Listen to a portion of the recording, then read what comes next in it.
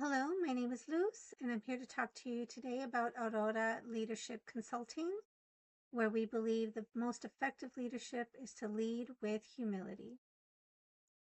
I've been a human resources professional in the healthcare space over the last 15 years and have seen firsthand what the impact of a stressed and a burnt out team can do. It greatly impacts patient care. It is costly to the organization due to increased labor costs, increased turnover, more training that's needed, and not to mention the patient safety concerns that come from it.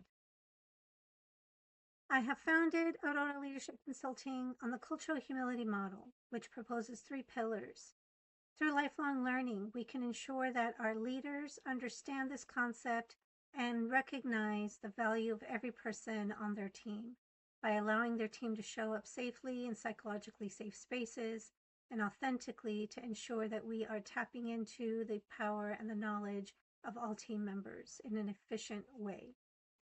By introducing cultural humility to the team, we can empower our team in healthcare to better connect with our patients and ensure that our patients are being seen and recognized and fully heard and understood.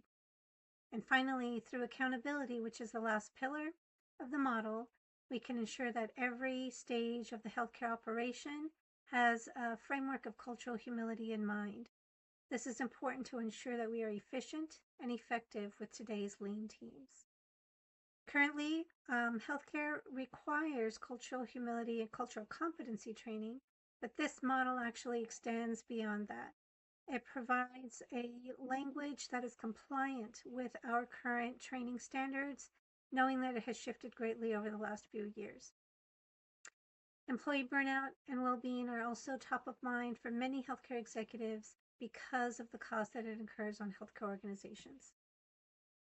My business model is one that will focus on retaining healthcare contracts, 3 to 6 month contracts to really focus on organizational change, not just one-off trainings or webinars. However, 40% of the business model or income will come from educational webinars and keynote speeches to stress the importance of this model today. Over the last few months, I've done a lot to increase visibility and awareness to my consulting practice. The one I'm most proud of is developing and leading a professional development day in partnership with the American College of Healthcare Executives and the National Association of Latino Healthcare Executives, both San Diego chapters. The learnings that I've gathered over the last few weeks have been really important for me as a new entrepreneur, especially the financials and business forecasting. That's laid the foundation for how I want to establish my business and how I want to continue moving forward. Eventually, my goals are to obtain certifications to be compliant and competitive with healthcare contracting standards, and eventually grow to add about 2 to 3 additional consultants to ensure that we are meeting the growth of the business.